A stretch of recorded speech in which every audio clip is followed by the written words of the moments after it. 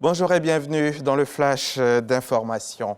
Le président Alassane Ouattara s'entretiendra tout à l'heure, ce jeudi, à 13 h, donc avec le président de la transition gabonaise, le général Brice Clotaire Oligui Nguema, qui est en visite de travail et d'amitié en Côte d'Ivoire.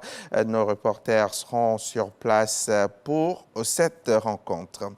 L'Aïd el-Fitr, la fête qui marque la fin du mois du Ramadan, a été célébrée hier mercredi, sur toute l'étendue du territoire national, dans les familles également. C'était un moment festif, un moment de partage également. Une équipe de reportage de la RTI a sillonné quelques familles dans les communes de Yopougon, Cocody, Abobo, pour tenter de s'imprégner de l'ambiance qui prévalait dans ces familles-là. Un reportage de Serge Pacom Didi et Abou Sanogo. Après la prière de l'Aïd el-Fitr, la famille Sissé regagne son domicile. Les deux épouses se mettent aussitôt à la cuisine pour le repas. Nous sommes à Yopougon d'ici. Nous remercions le bon Dieu subhanahu wa ta'ala qui nous a permis encore d'être là, de se retrouver pour faire la répétition de ces mêmes actions. Et nous rendons gloire à Dieu. Partage et rapprochement entre les peuples lors de cette réception au domicile du président par intérim de la communauté libanaise, avec pour convives des guides religieux musulmans. Nous voir ensemble, ça représente l'islam. L'islam, c'est la religion à travers laquelle tous les peuples se réunissent, toutes les nations se réunissent. En fait, c'est la religion qui bannit toutes les frontières. Que Dieu nous donne la paix toujours et la continuité de se développer en Côte d'Ivoire et de travailler en Côte d'Ivoire en paix toujours. Ambiance bon enfant chez la famille Dro. Aux musulmans et non-musulmans célèbrent la fête du Ramadan. Des plats spécialement concoctés pour la circonstance. Comme c'est un mois de partage, nous sommes en train de cristalliser ce mois-là par ce geste de réjouissance.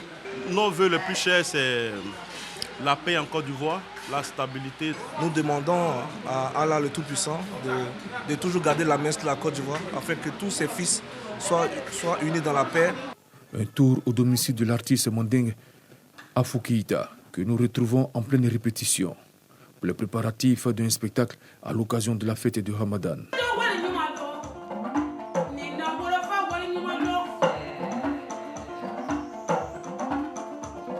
Partage, solidarité, fraternité sont les maîtres mots de cette célébration de l'Aïd el-Fitr dans les familles et ménages.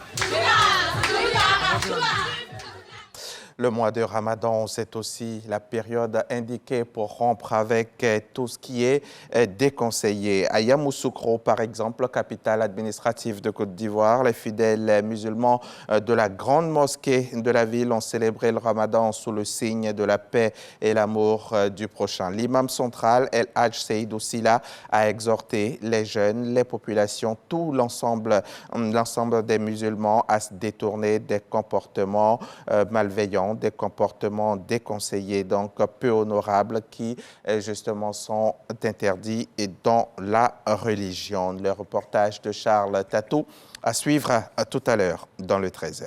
Allons-y à présent à l'assaut du sida. C'est un jeu concours soutenu par le ministère de la Santé qui permet d'avoir une connaissance parfaite sur le sida et sur d'autres IST qui font énormément de ravages dans le milieu des jeunes. Les lauréats ont été récemment récompensés en présence de notre reporter Didier Nguessan.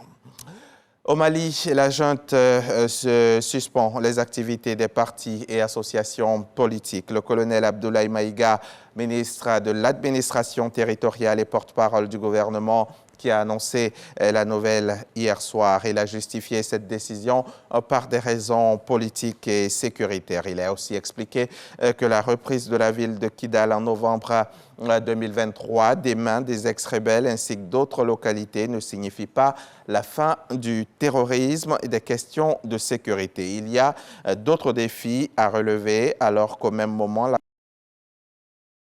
classe politique malienne mène des débats stériles et est coupable de subversion. Ce sont donc les mots du porte-parole. Durcissement des contrôles migratoires à l'arrivée en Europe, collaboration poussée entre pays de l'Union, voilà les deux axes majeurs du pacte Asile et Migration de l'UE. Il a été adopté hier à une courte majorité par les députés européens qui ont finalement approuvé cette réforme d'ampleur alors que jusqu'au dernier moment, les tensions politiques étaient restées vives. La politique migratoire européenne n'avait pas changé depuis plus de 20 ans et les difficultés posées par son application mettaient régulièrement au jour de tiraillements entre les 27 pays de l'Union européenne. Voilà pour le Flash Info. On va développer tout ça tout à l'heure dans le 13h.